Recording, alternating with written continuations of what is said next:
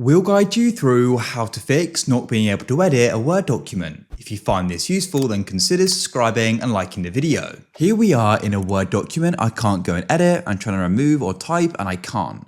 We're going over a couple of methods you can try. First of all, go to the top of Word and click on Review. Then what you need to do is go over to the right into the Protect section and click on Restrict Editing. Now at the moment there is a restriction in place, so what we can do is go to the bottom and click on Stop Protection. If a password's in place, it may need to be entered, and now I can go and type. However, if you still can't, all you want to do is go and close off the document and go and find the file itself. Here it is on my desktop. Then what you want to do is click on it, and so we can start editing the name, and you want to go and remove the file extension docx and change it to .zip. Press enter, you'll get this pop up and press yes. Then what you want to do is open up the zip file, come into your Word folder here, and you want to go and find settings.xml. Here it is, and you want to delete it. I'll just press the delete key and confirm my decision.